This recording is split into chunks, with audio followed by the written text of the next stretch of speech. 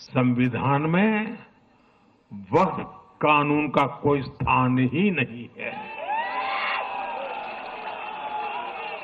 लेकिन फिर भी कांग्रेस ने तुष्टीकरण के लिए वक्फ बोर्ड जैसी व्यवस्था पैदा कर दी। ये इसलिए किया गया ताकि कांग्रेस के परिवार का वोट बैंक बढ़ सके।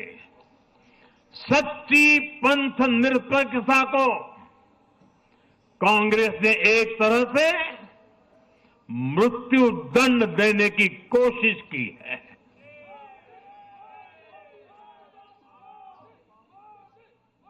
साथियों, कांग्रेस के शाही परिवार की सत्ता भूख इतनी विकृति हो गई है कि उन्होंने सामाजिक न्याय की भावना को भी चूर चूर कर दिया है।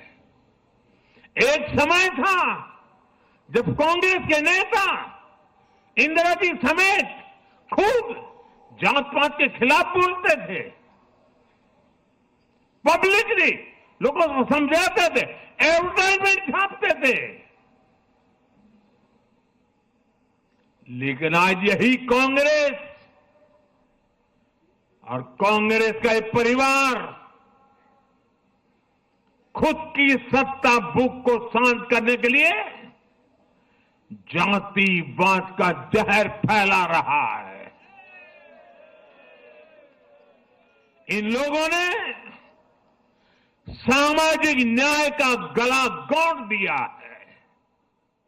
साथियों, एक परिवार की सत्ता भूख इतने चरम पर है कि उन्होंने खुद की पार्टी को ही खा लिया है।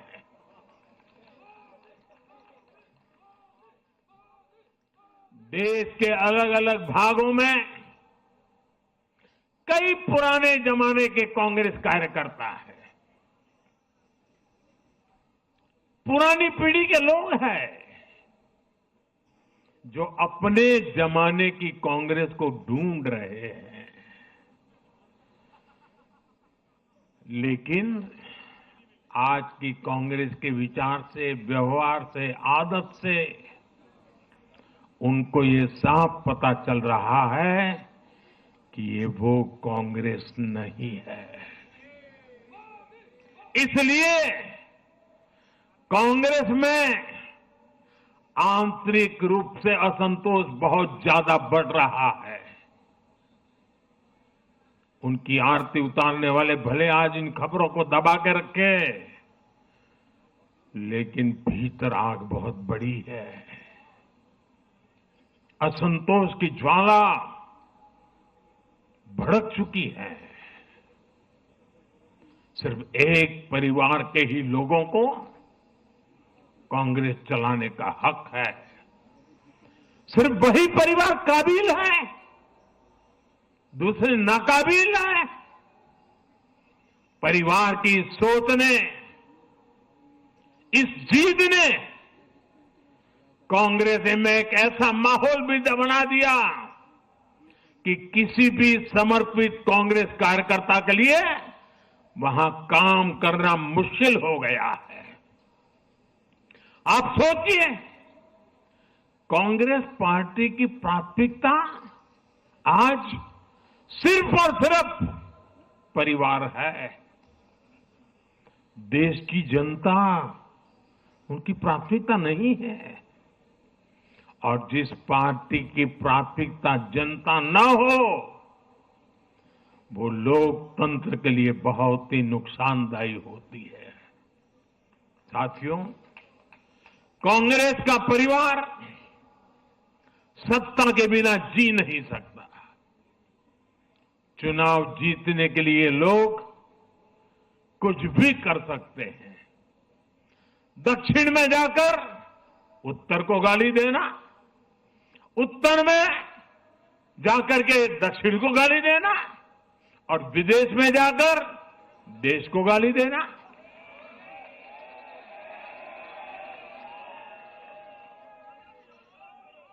और अहंकार इतना कि ना किसी का मान, ना किसी की मर्यादा, और खुलेआम झूठ बोलते रहना, हर दिन एक नया झूठ बोलते रहना, यही कांग्रेस और उसके परिवार की सच्चाई बन गई है।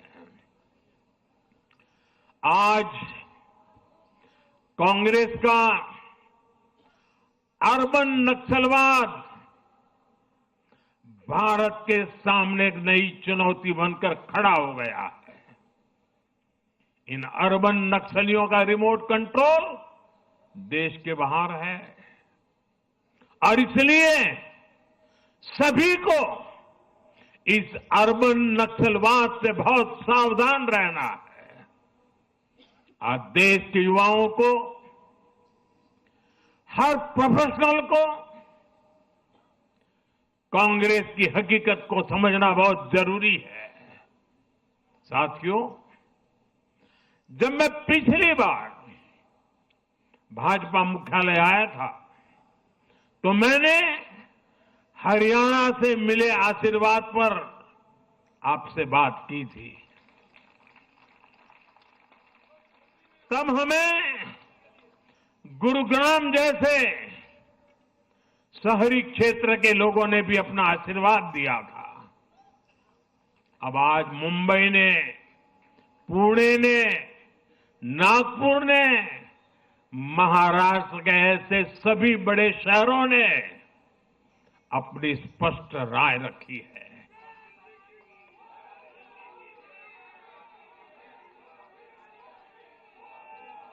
शहरी क्षेत्रों के गरीब हो, शहरी क्षेत्रों के मिडिल क्लास हो, हर किसी ने भाजपा का समर्थन किया है और एक स्पष्ट संदेश दिया है। यह संदेश है आधुनिक भारत का, विश्व स्तरीय शहरों का। हमारे महानगरों ने विकास को चुना है, आधुनिक इंफ्रास्ट्रक्चर को चुना है और सबसे बड़ी बात, उन्होंने विकास में रोड़े अटकाने वाली राजनीति को नकार दिया है।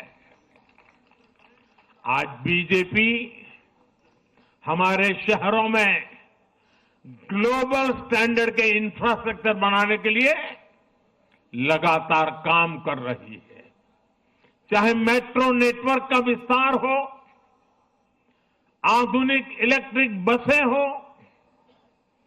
कोस्टल रोड और समृद्धि महामार्ग जैसे शानदार प्रोजेक्ट हो, एयरपोर्ट का आधुनिकीकरण हो, शहरों को स्वच्छ बनाने की मुहिम हो, इन सभी पर बीजेपी का बहुत ज्यादा जोर है। आज का शहरी भारत ईज ऑफ लिविंग चाहता है और इन सब के लिए उसका भरोसा बीजेपी पर है, एनडीए पर है। साथियों, आज बीजेपी देश के युवाओं को नए नए सेक्टर्स में अवसर देने का प्रयास कर रही है। हमारी नई पीढ़ी इनोवेशन और स्टार्टअप के लिए माहौल चाहती है। बीजेपी से ध्यान में रखकर नीतियां बना रही है, निर्णय ले रही है। हमारा मानना है कि भारत के शहर विकास के इंजन है। शहरी विकास से गांवों को भी ताकत मिलती है। आधुनिक शहर नए अवसर पैदा करते हैं। हमारा लक्ष्य है कि हमारे शहर दुनिया के सर्वश्रेष्ठ शहरों की श्रेणी में आए और बीजेपी एनडीए सरकारें इसी लक्ष्य के साथ काम कर रही है।